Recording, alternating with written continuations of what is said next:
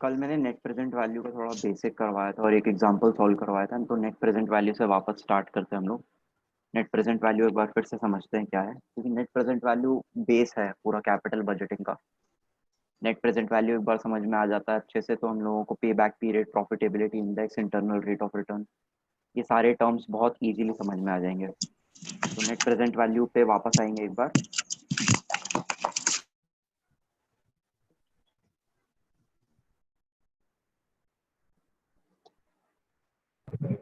Net present value की एक definition लिख रहा हूँ और इन्वेस्टमेंट डिसीजन भी लिख देता हूँ मैं। जो इन्वेस्टमेंट डिसीजन कल लिखा था कि मोर देन जीरो और लेस देन जीरो में क्या सिनेरियो होता है। Net present value is the of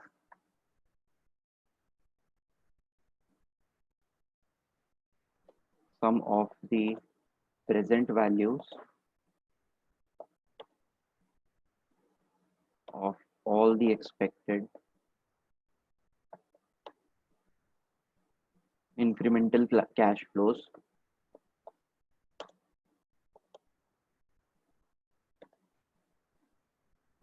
if a project is undertaken.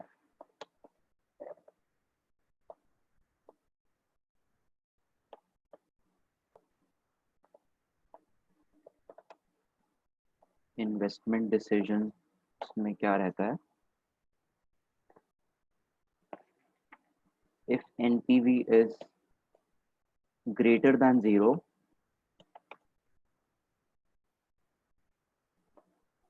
project accepted. If NPV is smaller than zero,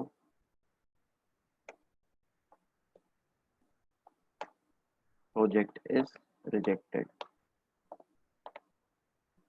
ये दो बेसिक रूल्स हैं हमारे एनपीवी के कैलकुलेशन के। जब ये हम किसी नए इन्वेस्टमेंट पे इन्वेस्ट करते हैं तो बेसिकली इन दो डिसीजंस के बेसिस पे किया जाता है। आगे हम ये भी देखेंगे कि अगर हम दो इन्वेस्टमेंट्स को कंपेयर कर रहे हैं तो उसमें एनपीवी का कैसे यूज करके हम डिसाइड करेंगे कि कौन सा पर्टिकुलर इन्वेस्टमेंट पे हम इन्वेस्ट करेंगे तो हमारे बिजनेस के लिए बेटर होगा। बेसिकली एनपीवी का ये मतलब होता है कि जितना हम खर्च कर रहे हैं अपने इन्वेस्टमेंट पे, क्या हमको उससे ज्यादा वो इन्वेस्टमेंट कमा के दे रहा है फ्यूचर में कि नहीं। Present value, future value terms मैंने बताया था लास्ट टू लास्ट क्लास में। प्रेजेंट वैल्यू में कैलकुलेट करना है जो हमने फ्यूचर में जनरेट किया है, तो हमको बेसिकली ये कैलकुलेट करना है कि ईयर जीरो पे जितना हम खर्च कर रहे हैं और फ्यूचर में जितना वो पर्टिकुलर इन्वेस्टमेंट हमको कमा के देने वाला है, उसका प्रेजेंट वैल्यू हमारे एक्सपेंस से ज़्यादा है कि कम है। अगर कम होगा तो आपका एनपीवी लेस देन जीरो होगा, नेगेटिव में होगा। नेगेटिव में होगा तो हम रिजेक्ट करेंगे प्रोजेक्ट को। और अगर जो हमारा जो टोटल कमा के दे रही है हमको मशीनरी वो हमारे इन्वेस्टमेंट अमाउंट से ज़्यादा है, तो आपका जो एनपीवी होगा वो पॉजिटिव में होगा, प्रोजेक्ट को एक्सेप्ट कर लिया जाएगा। ये बेसिक इन्वेस्टमेंट रूल था इन्वेस्टमेंट डिसीजन का, एनपीवी का जो हम यूज़ करते हैं। एक एग्जांपल कर लेते हैं एनपीवी का।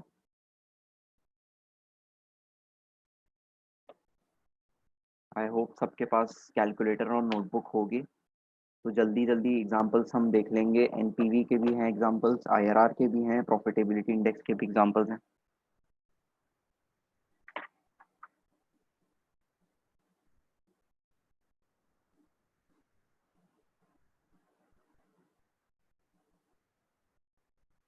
ठीक है, एक एग्जांपल लिख लेंगे सब लोग।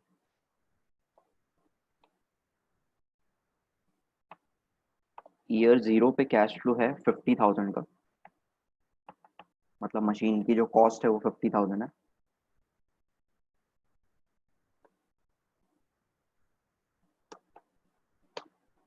ईयर वन पे 4,000 का कैश फ्लो है, इनफ्लो है ईयर वन पे। ईयर टू पे 11,000 का है।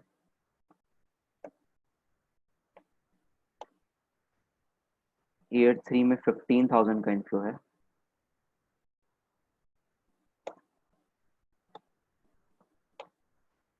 ईयर फोर में 14,000 का इनफ्लो है। और ईयर 5 में फिर से 14,000 का इनफ्लो।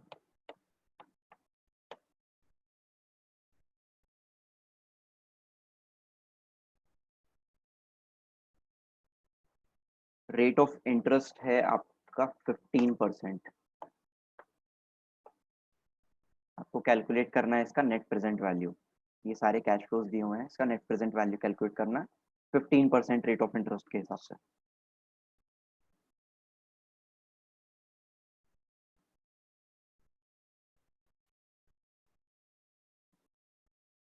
ट्राई करके देखिए, इसको करते हैं फिर सॉल्व।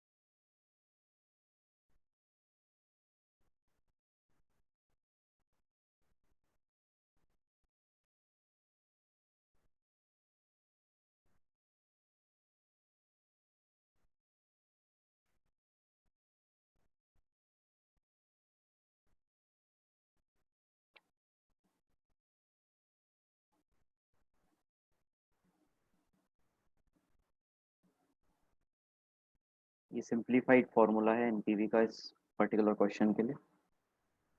बस इस फॉर्मूला में पुट करना है हमको, सॉल्व करके देखना है कि हमारा एनपीवी क्या निकल के आ रहा है, और लास्ट में इसको माइनस करना है इनिशियल कैश फ्लो से। इनिशियल कैश फ्लो था 50,000 का।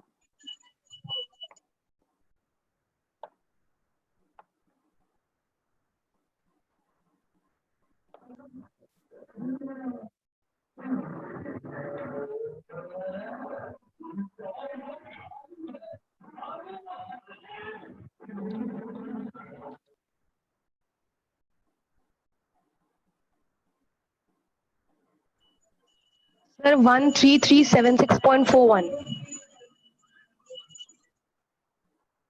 133.41। मैं एक बार कैलकुलेट कर लेता हूँ, इसका आंसर गिवन नहीं है।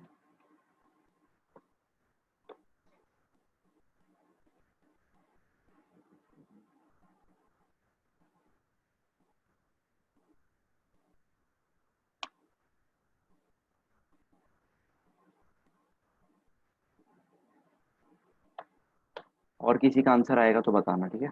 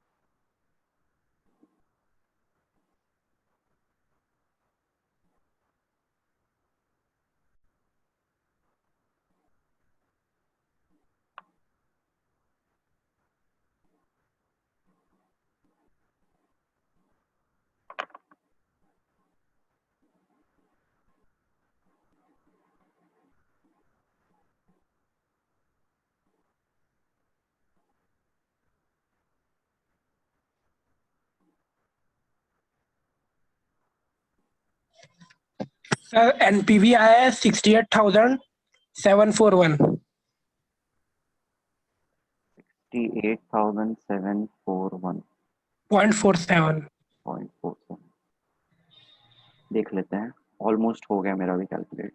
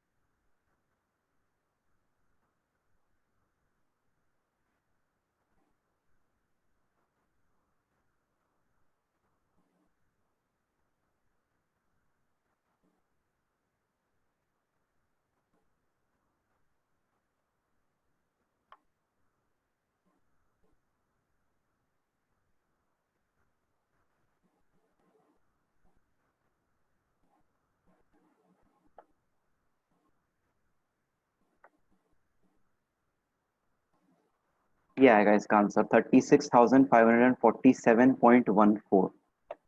ये आएगी आपकी फ्यूचर कैश फ्लो की प्रेजेंट वैल्यू। अब इसको माइनस करना है 50,000 से।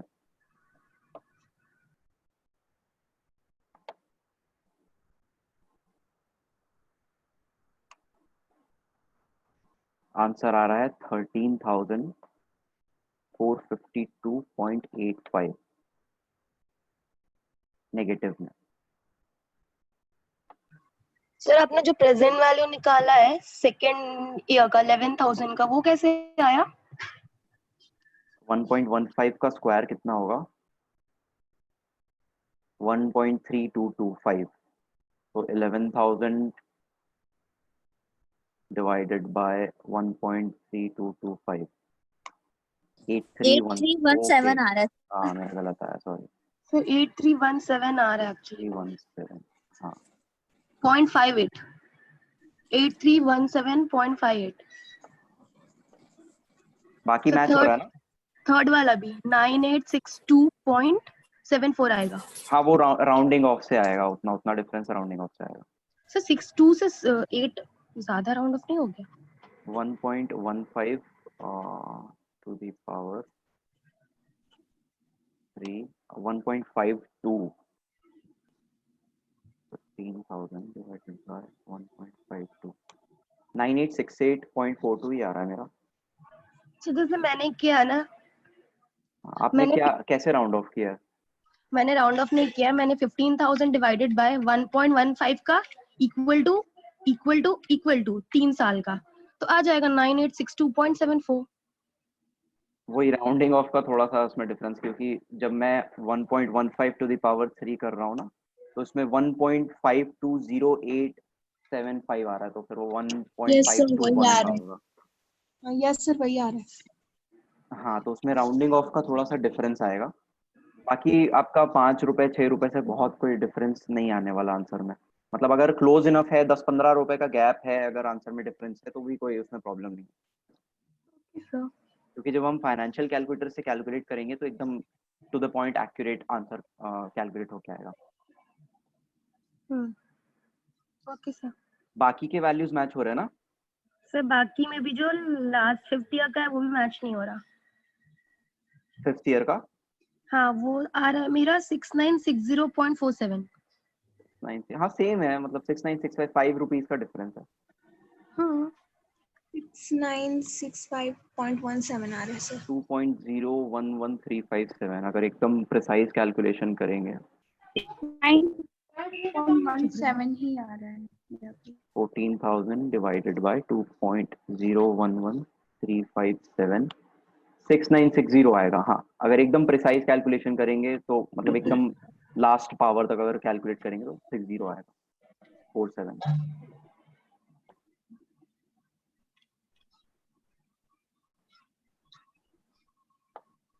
ठीक है, यहाँ पे आपका कितना आ रहा है final answer? 3478.26 plus 8317.58 68.42 plus 8004.57 6960.47 minus 50,000 13,370 negative में 0.7। 13,370।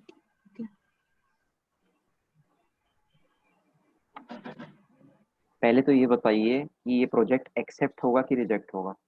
रिजेक्ट। रिजेक्ट। रिजेक्ट। क्यों होगा रिजेक्ट? जो बोल रहे हैं रिजेक्ट होगा, क्यों रिजेक्ट होगा?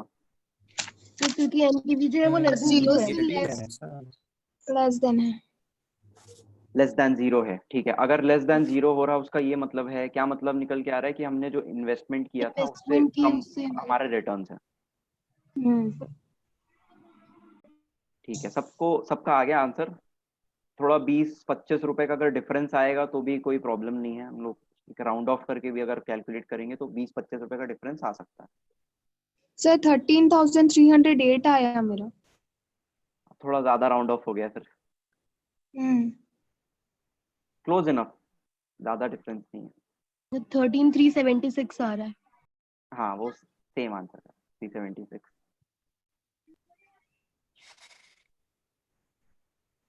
ठीक है, सबका आ गया। क्लोज इनफ आंसर आना चाहिए। 13,370, 13,350 के रेंज में, 90s के रेंज में, वही 20-25 रुपए का एक मार्जिन लेके चलेंगे प्लस माइनस का। क्योंकि क्या होता है, राउंड ऑफ जब हम करते हैं तो डेसिमल के बाद 5-6 अगर डिजिट्स हैं, अगर हम उसको 2 डिजिट में राउंड ऑफ कर देते हैं तो डिफरेंस आ जाता है आंसर। सर अक्सर 2 डिजिट राउंड ऑफ किया जाता है सर। हाँ, नहीं, जब हम मतलब अगर एकदम प्रिसाइज अगर कैलकुलेट करेंगे तो फिर उसमें डिफरेंस आएगा। 2 डिजिट तक आप अगर उसको राउंड ऑफ कर दे रहे हैं तो डिफरेंस आ जाएगा। लेकिन इसके क्लोज इनफ आएगा आंसर, इससे बहुत ज्यादा डिफरेंस नहीं आएगा जो कैलकुलेट हुआ है, इससे नहीं क्लोज सर, इनफ यदि रहेगा।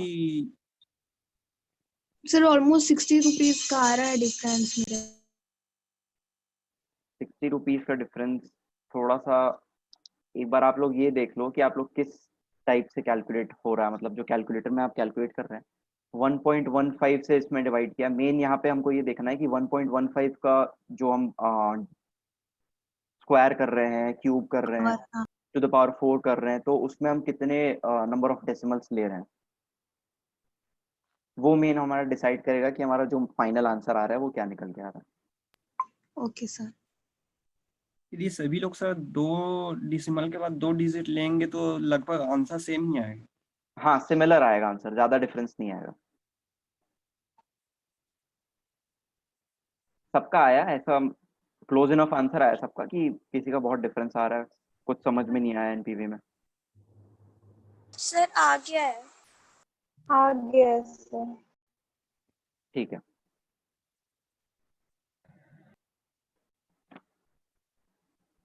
नेगेटिव में है एनपीवी। सबको ये समझ में आ गया ना कि जो प्रोजेक्ट है हम रिजेक्ट करेंगे क्योंकि जो हमारा एनपीवी है वो नेगेटिव में आ रहा है।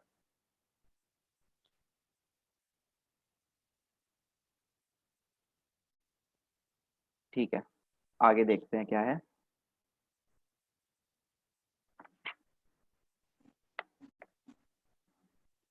नेक्स्ट अब हम लोग कवर कर लेते हैं प्रॉफिटेबिलिटी इंडेक्स।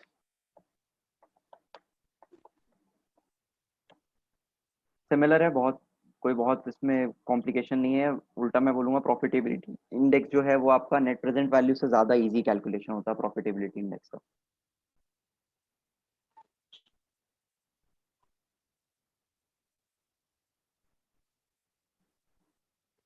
प्रॉफिटेबिलिटी इंडेक्स का आपका कैलकुलेशन जो है उसका मैं थोड़ा सा यहाँ पे नीचे लिख देता हूँ, फॉर्मूला वगैरह लिख देता हूँ, डेफिनेशन भी लिख देता हूँ।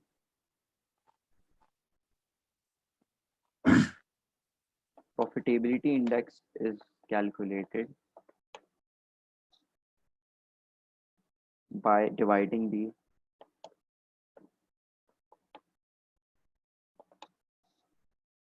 present value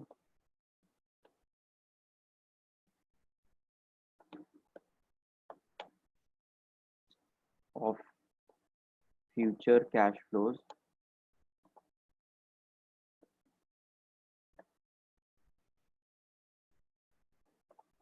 by the initial investment.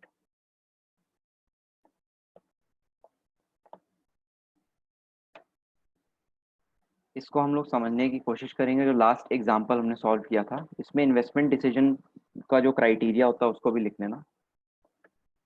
Decision criteria, अगर प्रॉफिटेबिलिटी इंडेक्स 1 से ज्यादा आ रहा है कैलकुलेट होके, तो प्रोजेक्ट एक्सेप्ट होगा।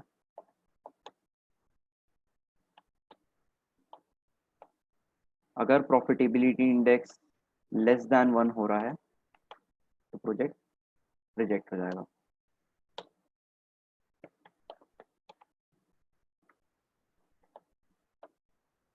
अब हमको देखना है कि कैलकुलेट कैसे करना है हमको अपने प्रॉफिटेबिलिटी इंडेक्स को।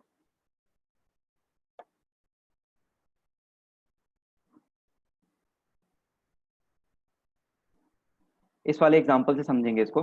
लास्ट एग्जांपल जो हमने सॉल्व किया था, बेसिकली हमको ऐसे कैलकुलेट करना है कि जो ये सम हमारा निकल के आ रहा है उससे हमको डिवाइड करना है इनिशियल कैश फ्लो को। जो हमारे फ्यूचर के कैश फ्लो हम जनरेट करने वाले हैं अपने इन्वेस्टमेंट से, उसकी प्रेजेंट वैल्यू को हमको ऐड करना है। ऐड करने के बाद डिवाइड करना है इनिशियल कैश फ्लो से। डिवाइड करने के बाद अगर हमारा प्रॉफिटेबिलिटी इंडेक्स मोर देन 1 आ रहा है तो प्रोजेक्ट एक्सेप्ट होगा, और अगर लेस देन 1 आ रहा है तो प्रोजेक्ट रिजेक्ट होगा। करके देखते हैं यहाँ पे इस एग्जांपल में एक बार प्रॉफिटेबिलिटी इंडेक्स कैलकुलेट करके देखते हैं। इसका सम कितना आ रहा था? 50, ओके, 63,370। ओके, 50,000 डिवाइडेड माइनस 13,370, 36,630 आ रहा था अप्रोक्सीमेटली, राउंड ऑफ करके। जब हम सारे ईयर 1, ईयर 2, ईयर 3, ईयर 4 और ईयर 5 के कैश फ्लोज को ऐड कर रहे थे, और जो हमारा इनिशियल कैश फ्लो था वो था 50,000 रुपीज का। 36,630 को हम डिवाइड करेंगे 50,000 से, क्या आ रहा है आंसर बताइए?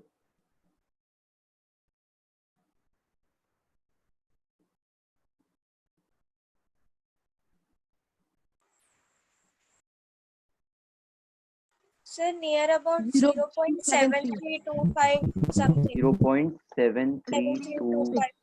26. 26 आ रहा है सर, एग्जैक्ट आ रहा है। ठीक है।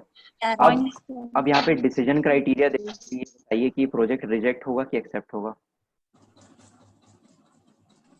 रिजेक्ट होगा सर। रिजेक्ट होगा सर। ठीक है। रिजेक्ट होगा। आपने अगर नोटिस किया होगा, जब हमने एनपीवी कैलकुलेट किया तो हमारा डिसीजन क्या आ रहा था? प्रोजेक्ट को रिजेक्ट करना आ रहा था। जब हमने प्रॉफिटेबिलिटी इंडेक्स कैलकुलेट किया तो भी हमारा रिजल्ट क्या आ रहा है? प्रोजेक्ट को रिजेक्ट करना आ रहा है। प्रोजेक्ट को रिजेक्ट करना क्यों आ रहा है? हमारा जो प्रॉफिटेबिलिटी इंडेक्स लेस देन 1 क्यों आ रहा है? क्योंकि जो फ्यूचर में हम कैश फ्लो जनरेट कर रहे हैं वो इनिशियल कैश फ्लो से कम है। अगर मैं इसको आंसर को चेंज करता हूँ, फॉर एग्जाम्पल अगर हमारा जो फ्यूचर कैश फ्लोज होता वो 55,000 आता, तो हमारा प्रॉफिटेबिलिटी इंडेक्स कितना हो जाता? 1.1। 1.1 में हम एक्सेप्ट करेंगे कि रिजेक्ट करेंगे? एक्सेप्ट करेंगे। ठीक है, तो कहीं ना कहीं थोड़ा समझ में आ रहा है आप लोगों को कि प्रॉफिटेबिलिटी इंडेक्स से हमको क्या पता करना है कि प्रॉफिट जो हमारा आखिरी कैलकुलेट होकर आ रहा है फ्यूचर कैश फ्लो से, वो इनिशियल कैश फ्लो से ज्यादा है कि कम है। अगर 1 से ज्यादा होगा वैल्यू तो प्रोजेक्ट एक्सेप्ट होगा, अगर 1 से कम होगा तो प्रोजेक्ट रिजेक्ट होगा। ये बेसिक इसमें हमको एक लगा के चलना है कि इस तरीके से प्रॉफिटेबिलिटी इंडेक्स किसी भी इन्वेस्टमेंट का मेजर होगा। समझ में आया सबको कि कुछ डाउट आ रहा है? यस सर आ गया।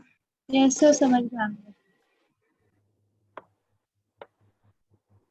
ठीक है, मैं लास्ट में एक क्वेश्चन करवाऊंगा जिसमें ना सारी चीजें कैलकुलेट होंगी, profitability index, net present value, पे बैक पीरियड, सारी चीजें कैलकुलेट हो जाएंगी उसमें।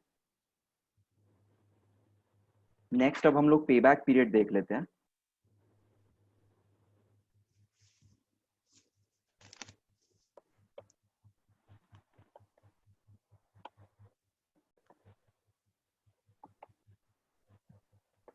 पे बैक पीरियड, पे बैक पीरियड बहुत इजी, बहुत सिंपल है। मैं डेफिनेशन लिख देता हूँ।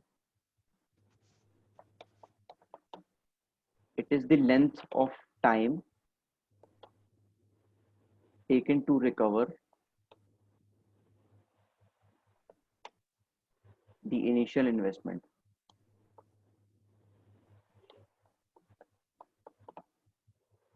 in a project.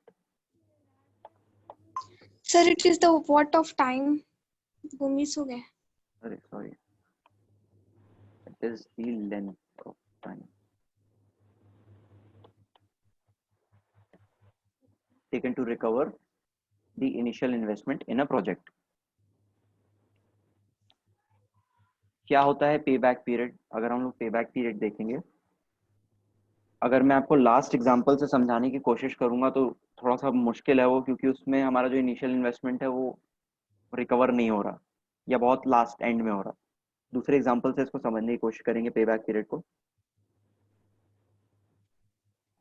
थोड़ा छोटा सा एक हिंदी में एग्जांपल बता लेते हैं। देना आंसर जिनको बच्चों को, पेबैक पीरियड क्या होता है। यस सर, एक एग्जांपल से समझने की कोशिश करते हैं पे बैक पीरियड को।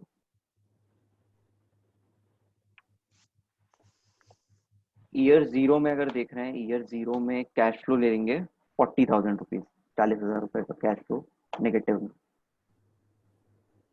इन्वेस्टमेंट है 40,000 रुपए की मशीन परचेज किया ईयर जीरो में।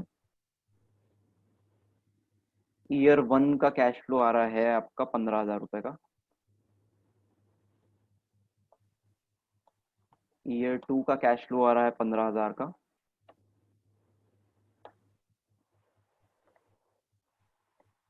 ईयर थ्री का कैश फ्लो है 30,000 का।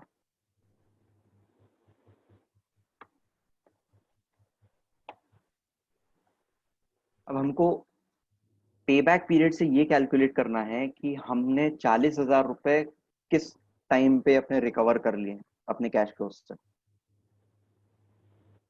कितने साल में हमारा जो 40,000 हमने बिजनेस में लगाया था वो हमको वापस मिला।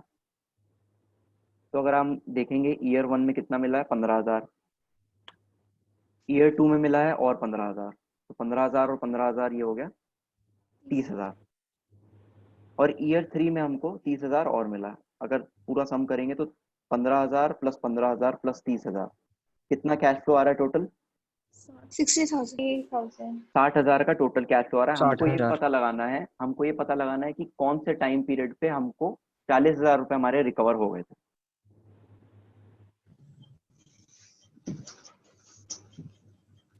समझ में आया सबको? Yes sir. Yes sir. ठीक है, अभी इसमें अगर हमको अपना पे बैक पीरियड कैलकुलेट करना है तो पे बैक पीरियड किस तरीके से कैलकुलेट होगा? ईयर वन प्लस टू अगर हम करेंगे प्लस ईयर टू, ये कैलकुलेट होकर के आ रहा है 30,000 का। 15,000 प्लस 15,000, ठीक है। अब ईयर थ्री में अगर आप देख रहे हैं 30,000 का जो कैश फ्लो है, अब हमको देखना है हमको और कितना चाहिए अभी? 10,000। 10,000 रुपए और चाहिए हमको, और ईयर थ्री में कैलकुलेट हुआ है 30,000। तो 10,000 कितने टाइम पीरियड में कैलकुलेट किया होगा? 10,000 डिवाइडेड बाय 4 महीने में 30,000, 2.33 2.33 ईयर्स।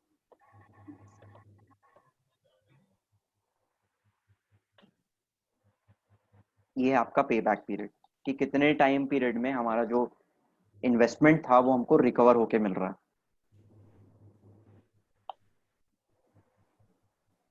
अब पे बैक पीरियड में भी क्राइटेरिया होता है, इन्वेस्टमेंट क्राइटेरिया होता है। क्राइटेरिया क्या होता है, अगर मैं दो इन्वेस्टमेंट को कंपेयर कर रहा हूँ तो मैं ये देखूंगा कि किस इन्वेस्टमेंट में जो मेरा इन्वेस्टमेंट है वो मेरे को पहले मिल जा रहा है वापस।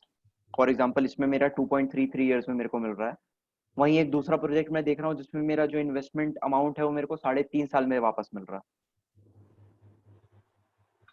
और रिटर्न्स ऑलमोस्ट सेम है। तो मैं क्या प्रेफर करूंगा, 2.33 वाले को प्रेफर करूंगा, क्योंकि मेरा पहला पैसे जो मैंने इन्वेस्ट किए वो मेरे को पहले यहाँ पे मिल जा रहे हैं। ये हो गया आपका पे बैक पीरियड का कैलकुलेशन। पे बैक पीरियड के बाद एक डिस्काउंटेड पे बैक पीरियड भी होता है, वो आपके कोर्स में है नहीं। डिस्काउंटेड पे बैक पीरियड में क्या होता है, वो ये जितने कैश फ्लोज हैं इसको हम डिस्काउंट करते हैं, प्रेजेंट वैल्यू में कैलकुलेट करते हैं, उसके बाद उसका पे बैक पीरियड निकालते हैं। प्रेजेंट वैल्यू में कैलकुलेट करने के लिए इसको डिवाइड करेंगे रेट ऑफ इंटरेस्ट से और टू द पावर टी से, उसके बाद कैलकुलेट करेंगे कि कितने साल में वो पैसा हमको रिकवर हो गया है। डिस्काउंटेड कैश फ्लो को अभी नहीं देना ध्यान उसमें। ये हो गया आपका डिस्काउंटेड सॉरी पे बैक पीरियड का टॉपिक। उसके बाद नेक्स्ट देख लेते हैं हम लोग इंटरनल रेट ऑफ रिटर्न देख लेते हैं नेक्स्ट, IRR।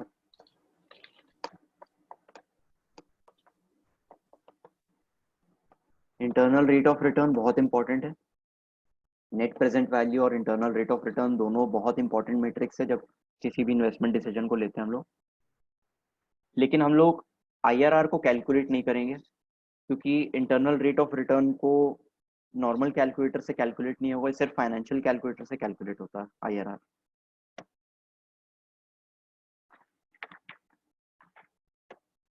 बेसिक डेफिनेशन में बता देता हूँ और डिसीजन क्राइटेरिया बता देता हूँ इंटरनल रेट ऑफ रिटर्न का क्या होता है।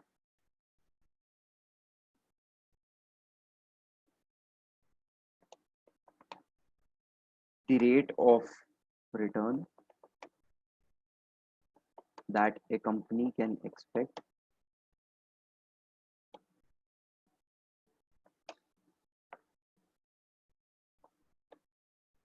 to earn on the capital investment made. IRR is the rate at which the NPV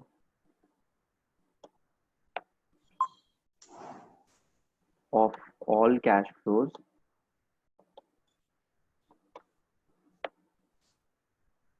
is equal to 0.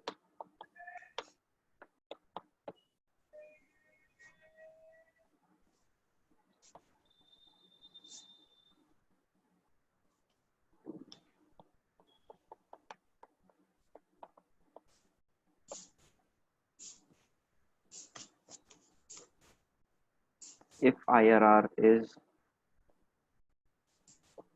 more than the cost of capital,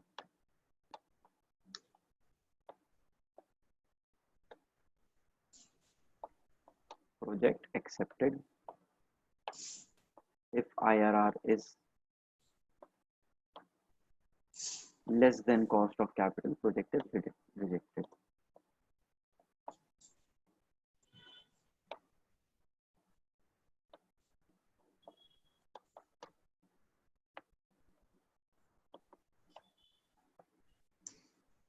जब हम IRR कैलकुलेट करते हैं तो हमको IRR basically internal rate of return मतलब rate में calculate होता है, परसेंटेज में कैलकुलेट होता है।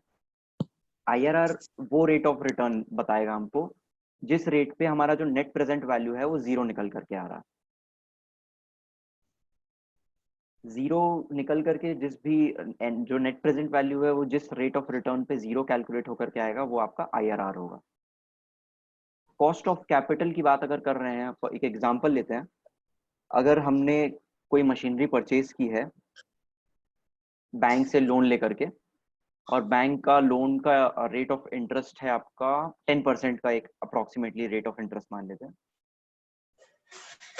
और जो आपका नेट प्रेजेंट वैल्यू आ रहा है उसका अगर हम देखेंगे IRR, अगर हम देखेंगे तो IRR कैलकुलेट होकर के आ रहा है अराउंड 12% का। तो यहाँ पे IRR जो है वो आपके कॉस्ट ऑफ कैपिटल क्या था, जो बैंक से लोन लिया हुआ था 10% रेट ऑफ इंटरेस्ट पे, वो आपका कॉस्ट ऑफ कैपिटल था 10% रेट ऑफ इंटरेस्ट, और इंटरनल रेट ऑफ रिटर्न आपका 12% कैलकुलेट होकर के आ रहा है। तो यहाँ पे 2% का जो डिफरेंस है, इसकी वजह से प्रोजेक्ट को एक्सेप्ट करेंगे। वहीं अगर इंटरनल रेट ऑफ रिटर्न जो है आपका, अगर वो 9% होता, less than the cost of capital होता, तो हम प्रोजेक्ट को रिजेक्ट कर देते। रिजेक्ट क्यों करते? क्योंकि जितना हम कमा रहे हैं उससे ज्यादा हमको रेट ऑफ इंटरेस्ट बैंक को पे करना पड़ता। अगर मैं 9% किसी इन्वेस्टमेंट में इन्वेस्ट करके कमा रहा हूँ, लेकिन मेरे को 10% रेट ऑफ इंटरेस्ट बैंक को पे करना पड़ रहा है, मेरा 1% का लॉस हो रहा है, तो मेरा इन्वेस्टमेंट में कोई लॉजिक, कोई सेंस नहीं बनता, मैं उस इन्वेस्टमेंट में इन्वेस्ट नहीं करूंगा, क्योंकि प्रॉफिट के बजाय मेरे को लॉस हो रहा है उसमें। Internal rate of return normal calculator से कैलकुलेट नहीं होगा। Internal rate of return calculate करने के लिए हमको फाइनेंशियल कैलकुलेटर की जरूरत पड़ेगी।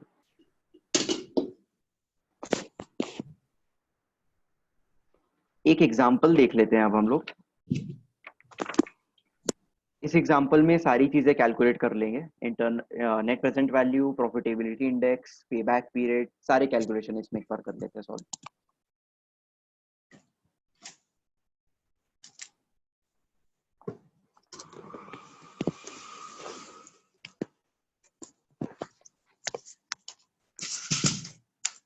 ईयर 0 का इन्वेस्टमेंट ले लेंगे 60,000 का।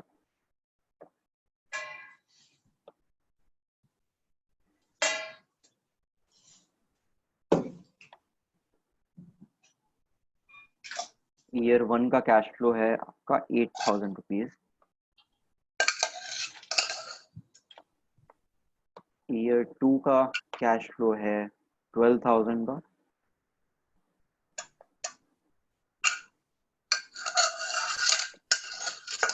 कौन है यार हल्ला कर ईयर रहा है? 3 का कैलकुलेशन है 12,000 का।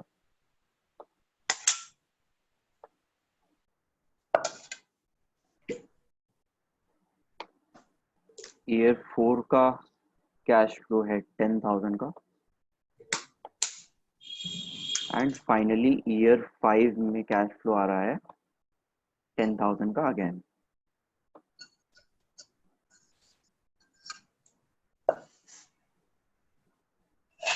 रेट ऑफ इंटरेस्ट लेंगे इसमें 10%।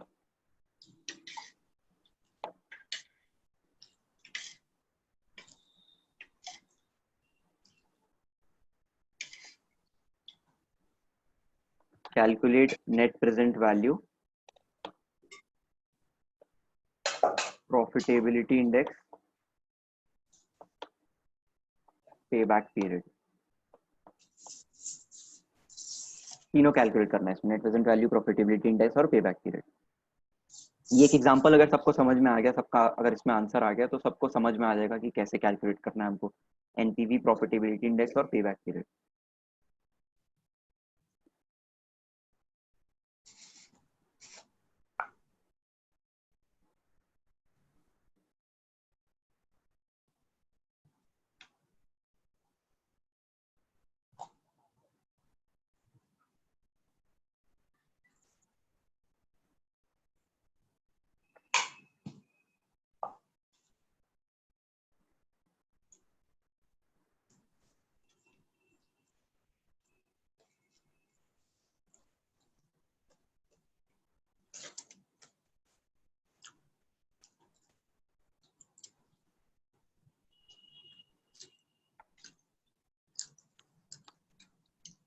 थोड़ा सा चेंज करेंगे क्या क्वेश्चन को इसमें आपका, क्योंकि 60,000 से कम आ रहा है टोटल कैश फ्लो, इसको थोड़ा सा चेंज करेंगे।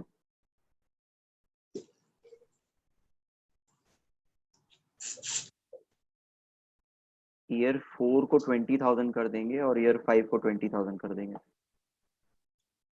तब आपका इसमें प्रॉफिटेबिलिटी इंडेक्स वगैरह सब कैलकुलेट हो जाएगा।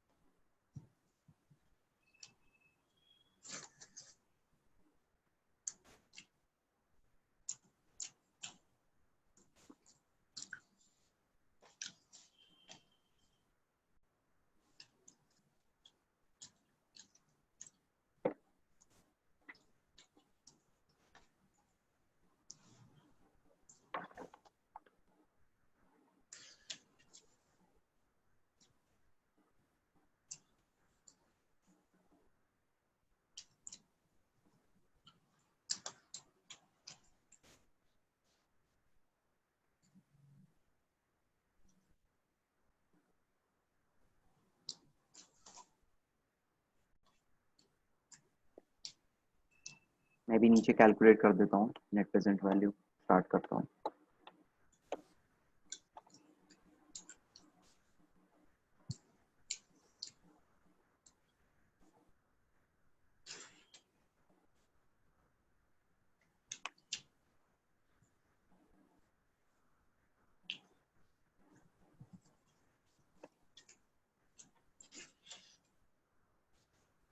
तो फिर भी कम ही आ रहा है 60,000 से। नहीं, पे बैक पीरियड कैलकुलेट हो जाएगा आपका। और एनपीवी NPV? एनपीवी अगर 60,000 से कम आ रहा है तो कोई प्रॉब्लम नहीं है। अच्छा, तो 7715.48। नेगेटिव में हाँ 7715.48। ठीक है, एक मिनट देख लेता हूँ मैं कैलकुलेट करके।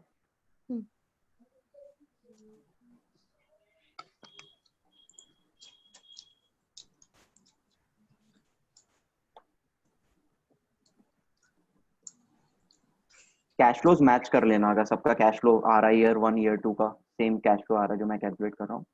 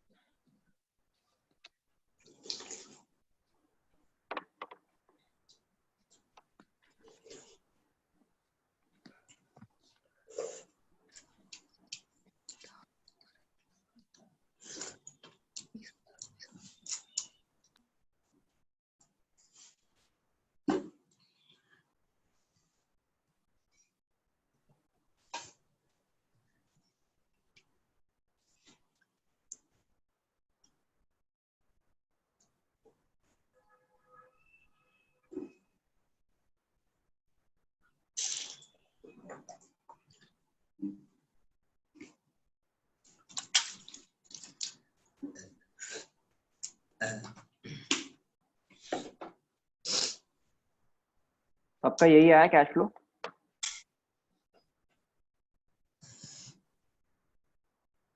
प्रेजेंट वैल्यू उसी के क्लोज आई है। Yes sir. Yes sir.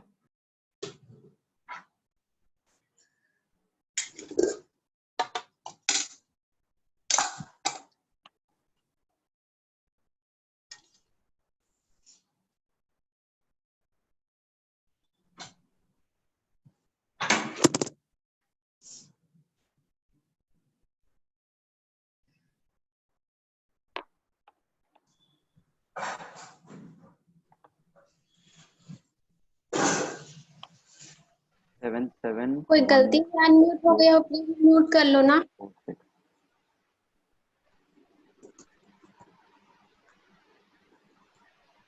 हाँ, आपका 7715.48 आया था, वही अप्रोक्सीमेटली वही आंसर है, सेम है, सही है।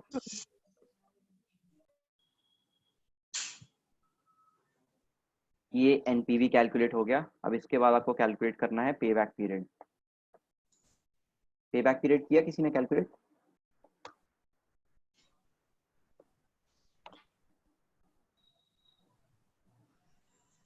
क्या आ रहा है पे बैक पीरियड, बताइए।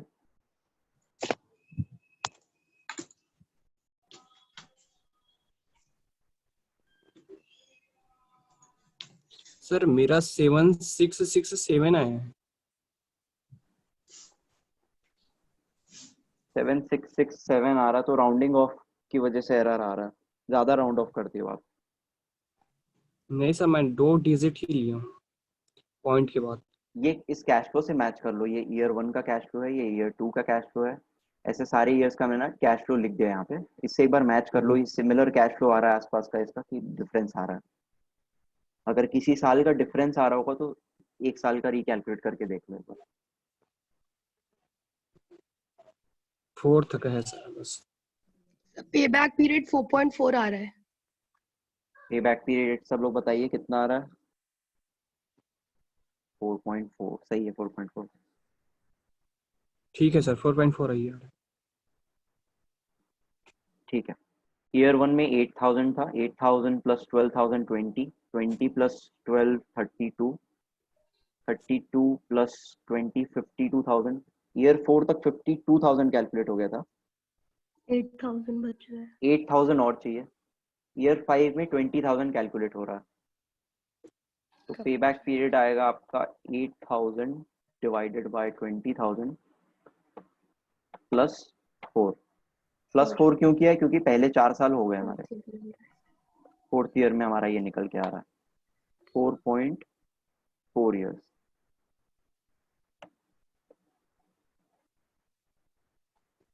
प्रॉफिटेबिलिटी इंडेक्स निकाले। हाँ सर 0.871। प्रॉफिटेबिलिटी इंडेक्स का फॉर्मूला क्या था? Profitability index is equal to future cash, present value of future cash flows investment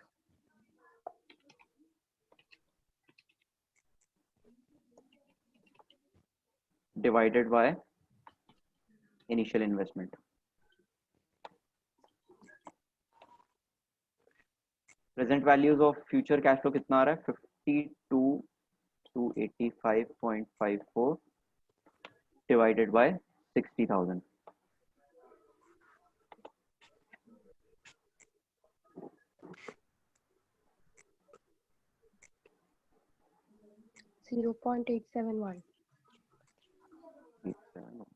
ठीक है,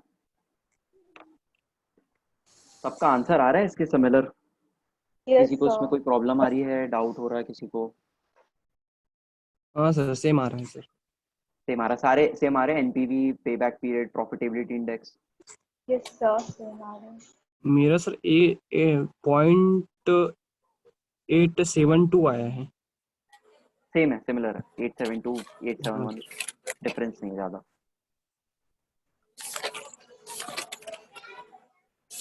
अच्छा, अब अगर हम देखेंगे इन्वेस्टमेंट क्राइटेरिया के रूल के हिसाब से देखेंगे, एनपीवी का पहले देखते हैं। सबसे पहले एनपीवी देखो यहाँ पे कितना है नेगेटिव में। एनपीवी प्रोजेक्ट एक्सेप्ट होगा कि रिजेक्ट होगा?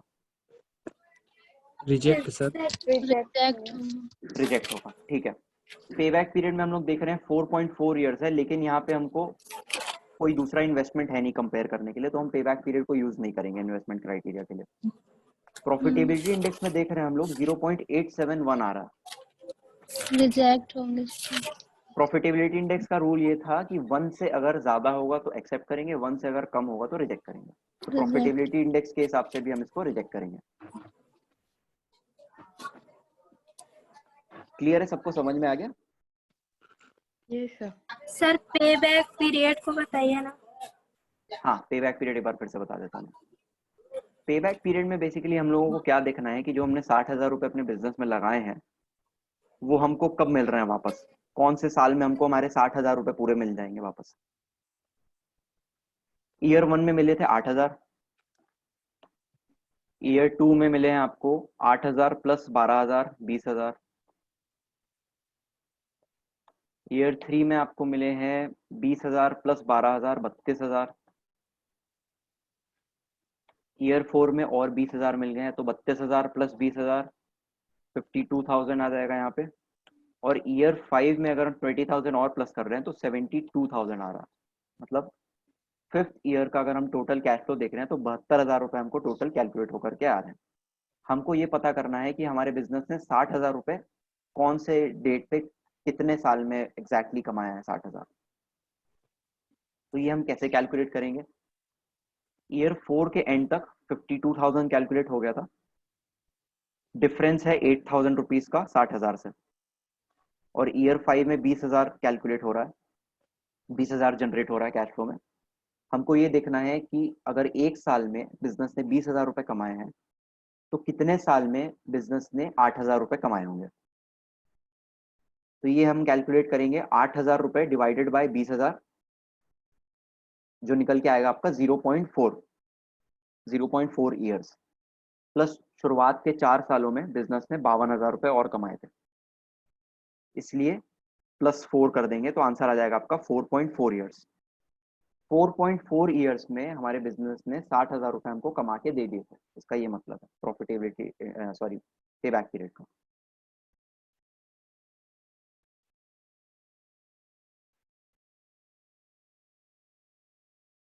और किसी को कोई डाउट इसमें? Profitability index, pay back period, net present value. Sir internal rate of return समझाइए। हाँ, इंटरनल रेट ऑफ रिटर्न बता देता हूँ। इंटरनल रेट ऑफ रिटर्न मैं कैलकुलेट करके नहीं बता सकता, मतलब मैं कैलकुलेट कर लूंगा लेकिन आप लोग को बनेगा नहीं कैलकुलेट करते, क्योंकि फाइनेंशियल कैलकुलेटर की जरूरत होगी। मैं समझाने की कोशिश करता हूँ इंटरनल रेट ऑफ रिटर्न इसी एग्जांपल से। यहाँ पे हम लोग देख रहे हैं जो हमारा कैश फ्लो आ रहा है नेगेटिव में आ रहा है, नेट प्रेजेंट वैल्यू जो आ रही है हमारी नेगेटिव में आ रही है। इंटरनल रेट ऑफ रिटर्न हमको क्या बताएगा कि यहाँ पे रेट ऑफ रिटर्न था 10%। 10% के हिसाब से हमने डिस्काउंट किया था सारे कैश फ्लोज को। इंटरनल रेट ऑफ रिटर्न हमको ये बताएगा कि कौन से रेट ऑफ रिटर्न में हमारा जो नेट प्रेजेंट वैल्यू होगा वो जीरो कैलकुलेट होकर के आएगा। मतलब जो हमारा फ्यूचर कैश फ्लो होगा माइनस इनिशियल इन्वेस्टमेंट होगा वो जीरो कैलकुलेट होकर के आएगा। हमको बेसिकली वो रेट ऑफ रिटर्न कैलकुलेट करना है आईआरआर से। आईआरआर का अगर कैलकुलेशन करेंगे तो माइक्रोसॉफ्ट एक्सेल में आईआरआर का कैलकुलेशन हो जाता है और फाइनेंशियल कैलकुलेटर में बहुत इजीली इसका कैलकुलेशन कर सकते हैं। इसका मैं एग्जांपल अगर देखता हूँ, अगर एग्जांपल होगा तो। नहीं, आईआरआर के लिए आपको कैलकुलेटर लगेगा, फाइनेंशियल कैलकुलेटर बस। लेकिन आईआरआर को इस तरीके से समझने की कोशिश करिए कि आईआरआर वो रेट ऑफ रिटर्न है जिस रेट पे हमारा नेट प्रेजेंट वैल्यू जीरो होगा।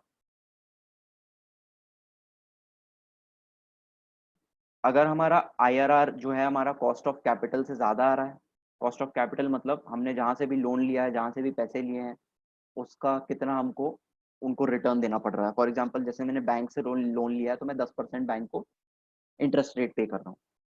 अगर मेरा इंटरनल रेट ऑफ रिटर्न मेरे कॉस्ट ऑफ कैपिटल से ज्यादा आ रहा है तब मैं किसी प्रोजेक्ट को एक्सेप्ट करूंगा। अगर मेरा इंटरनल रेट ऑफ रिटर्न मेरे कॉस्ट ऑफ कैपिटल से कम आ रहा है तो मैं प्रोजेक्ट को रिजेक्ट करूंगा। रिजेक्ट क्यों करूंगा? क्योंकि मेरे को, मैं जितना कमा पा रहा हूँ अपने बिजनेस से उससे ज्यादा मेरे को अपने बैंक को एज एन इंटरेस्ट पे करना पड़ रहा है। ये एक बेसिक लॉजिक है आपका आईआरआर का।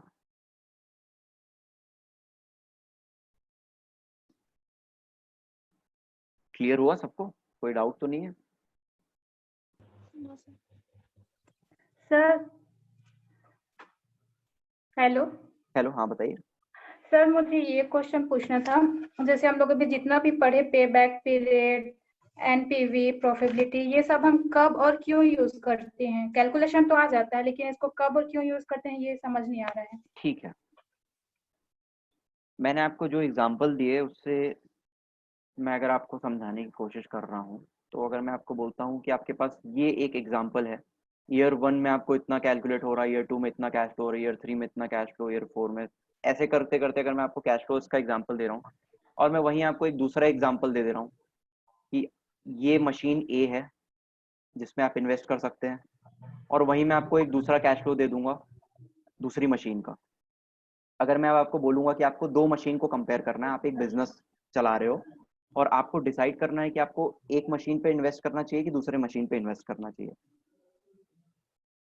वहां पे आपको इससे हेल्प मिलेगी अपने एनपीवी से, प्रॉफिटेबिलिटी इंडेक्स से और पे बैक पीरियड से। हमको ये कैलकुलेट होकर के आएगा कि कौन सी मशीनरी पे अगर हम इन्वेस्ट करेंगे तो हमारे बिजनेस के लिए ज्यादा प्रॉफिटेबल होगा।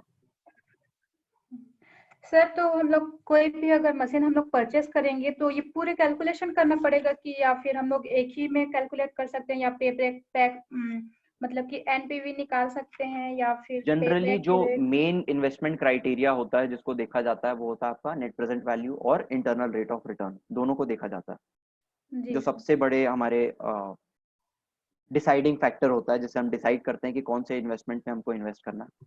लेकिन फर्दर क्लैरिफिकेशन के लिए और चीज़ों को क्लियर करने के लिए हम generally discounted pay back period और प्रॉफिटेबिलिटी इंडेक्स भी कैलकुलेट करते हैं।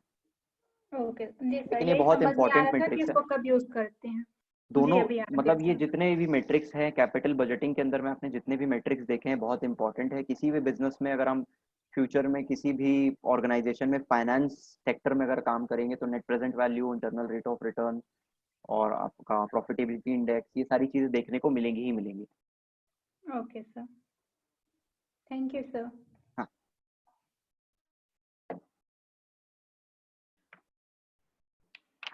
और किसी को कोई डाउट है क्या?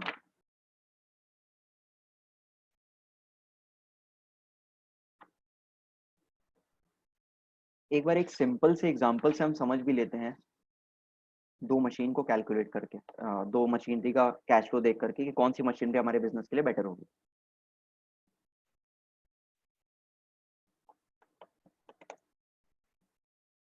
मशीन ए का कैश फ्लो, 3 साल का कैश फ्लो ले रहा हूं मैं, ईयर 0 लिखते हैं पहले।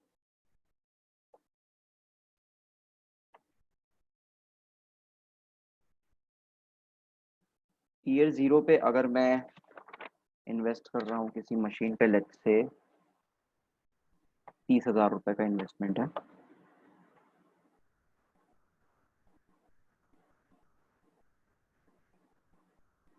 ईयर 1 में 15,000, ईयर 2 में 10,000, ईयर 3 में फिर से 10,000 या 12,000।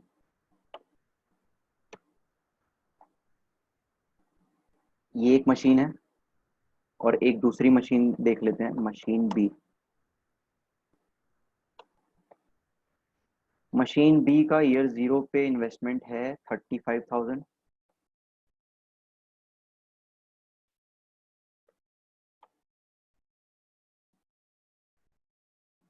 ईयर 1 में रिटर्न जनरेट होकर के आ रहा है 18,000,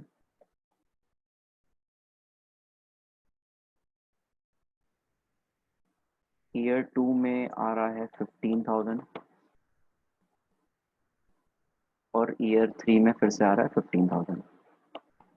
अब हमको ये डिसाइड करना है कि हमको मशीन ए पे इन्वेस्ट करना चाहिए या मशीन बी पे इन्वेस्ट करना चाहिए।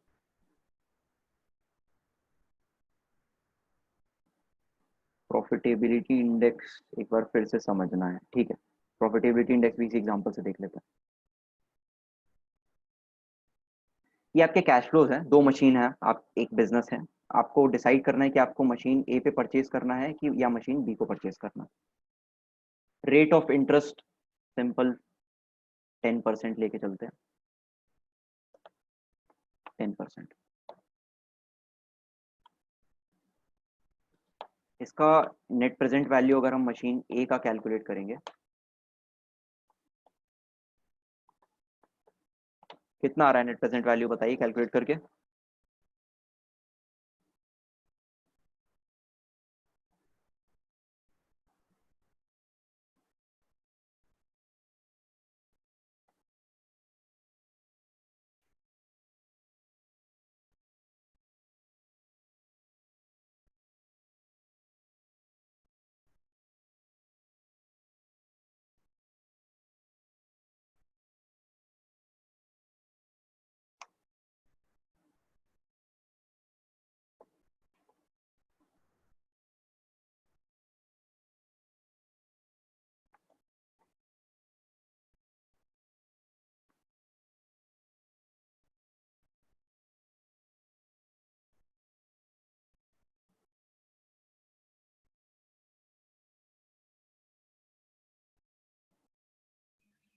So 916.59. 0.59 माइनस 30,000 अगर करेंगे तो 916.59। अब अगर हम लोग एनपीवी के रूल से देखेंगे तो हमको मशीन में इन्वेस्ट करना चाहिए कि नहीं करना चाहिए? करना चाहिए। ठीक है, करना अब चाहिए हम सर। लोग यहाँ पे net present value of B calculate करके देखते हैं।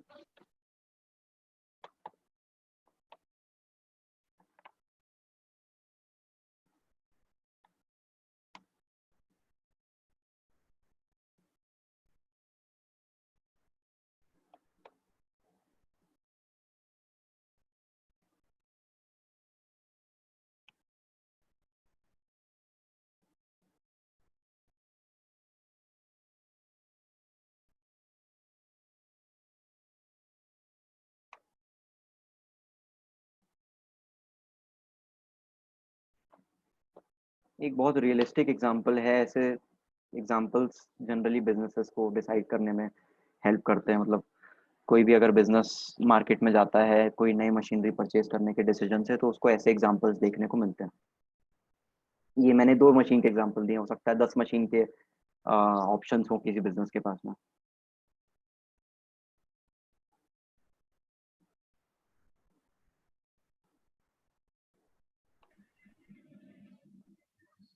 सर 5030.04 मशीन बी का। ठीक है, 40,30.04 माइनस 35,000, अप्रोक्सीमेटली 5,030। अब आप बताइए कि हमको ए पे इन्वेस्ट करना ज्यादा सही रहेगा या बी पे इन्वेस्ट करना ज्यादा सही रहेगा एनपीवी के बेसिस पे? बी। बी। अगर आप बोल रहे हो कि बी पे इन्वेस्ट करना चाहिए, तो बी पे क्यों इन्वेस्ट करना चाहिए और ए पे क्यों नहीं करना चाहिए? क्योंकि उसका जो रिटर्न है वो मशीन ए के कंपैरिजन ज्यादा है। हाँ। समझ में आया सबको कि फ्यूचर में जो कैश फ्लो हम जनरेट कर रहे हैं वो हमारे कंपैरेटिवली जो हमने इन्वेस्ट किया है बिजनेस पे, उससे ज्यादा हमको रिटर्न मिल रहा है एनपीवी ऑफ बी से। एनपीवी ऑफ ए में हम देख रहे हैं सिर्फ हमको 916 रुपए का रिटर्न जनरेट होकर के आ रहा है। एनपीवी ऑफ बी जब हम देख रहे हैं तो 5,030 रुपए का हमको रिटर्न जनरेट होकर के आ रहा है। ये आपका एनपीवी के बेसिस पे था। अब अगर हम लोग इसको प्रॉफिटेबिलिटी इंडेक्स के बेसिस से देखेंगे, प्रॉफिटेबिलिटी इंडेक्स ए का कितना आएगा? 1.030। 916.5 divided by 30,000, 1.030।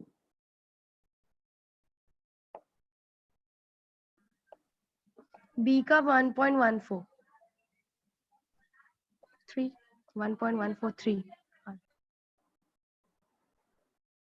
प्रॉफिटेबिलिटी इंडेक्स के अगर बेसिस से हम लोग देखेंगे तो प्रॉफिटेबिलिटी इंडेक्स के बेसिस से क्या डिसीजन निकल करके आ रहा है? Machine B. प्रॉफिटेबिलिटी इंडेक्स हमको बोलता है कि अगर 1 से ज्यादा आपका प्रॉफिटेबिलिटी इंडेक्स निकल करके आ रहा है तो हम प्रोजेक्ट को एक्सेप्ट करेंगे। दोनों प्रोजेक्ट्स में 1+ आ रहा है, हमारा जो प्रॉफिटेबिलिटी इंडेक्स कैलकुलेट होकर के आ रहा है दोनों में 1 के ऊपर है। लेकिन हम देखेंगे प्रॉफिटेबिलिटी इंडेक्स ऑफ बी जो है वो प्रॉफिटेबिलिटी इंडेक्स से ज्यादा है और कंसिडरेबली ज्यादा है। तो यहाँ पे हम देख रहे हैं कि अगर हम एनपीवी के बेसिस से डिसाइड कर रहे थे कि हमको इन्वेस्ट करना चाहिए, तो भी हमारा डिसीजन ये आ रहा था कि हमको मशीनरी बी पे इन्वेस्ट करना चाहिए।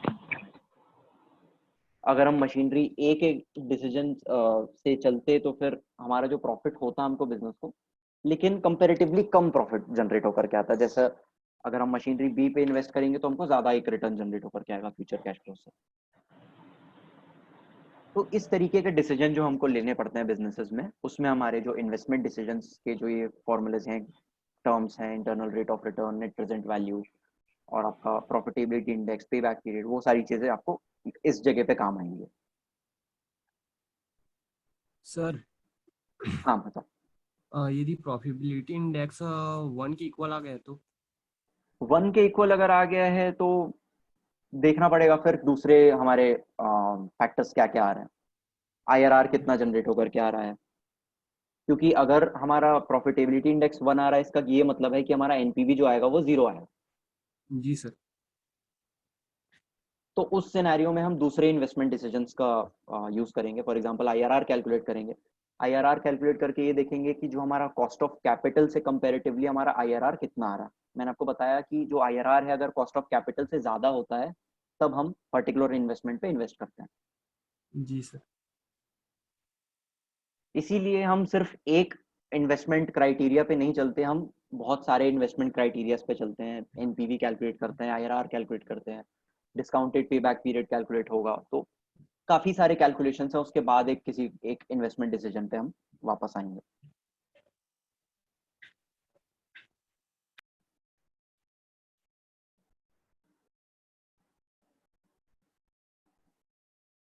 सबको क्लियर हो गया? कोई डाउट किसी को? Net present value, profitability index, pay back period? No sir. No sir. No sir. ठीक है, फिर ये वाला आपका मॉड्यूल खत्म हो गया है। पूरा कैलकुलेटिव पार्ट था इसमें।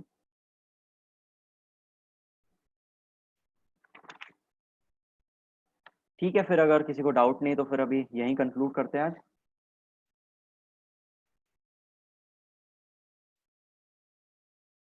Okay sir.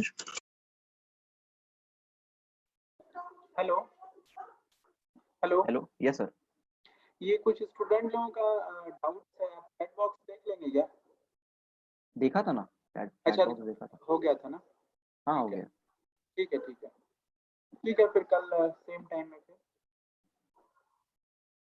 मैं एक सेकंड और देख लेता हूँ सर, रेट ऑफ इंटरेस्ट क्या है। रेट ऑफ इंटरेस्ट इसमें, रेट ऑफ इंटरेस्ट मैंने आपको दिया था 10% rate of interest. Rate of interest वो है, अगर मैं बैंक से लोन ले रहा हूँ तो 10% रेट ऑफ इंटरेस्ट पे मैं मशीनरी परचेज करूंगा, मेरे को बैंक से लोन मिलेगा 10% रेट ऑफ इंटरेस्ट पे, वो मेरा रेट ऑफ इंटरेस्ट होगा। और क्या डाउट था? How can we estimate future cash flow और ROI? रिटर्न ऑन इन्वेस्टमेंट दूसरा मेट्रिक है।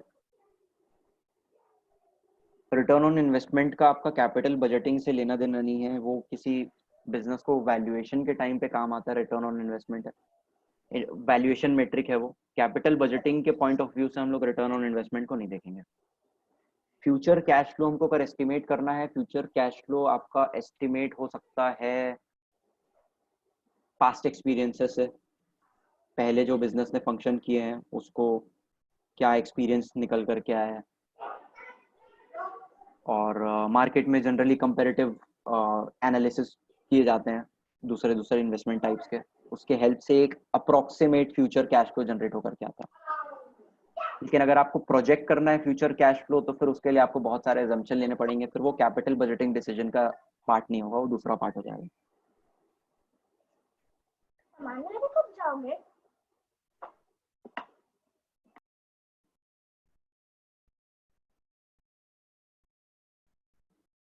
ठीक है सर, हो गया सबका, ठीक है, ओके कंक्लूड करते हैं। Okay, thank you.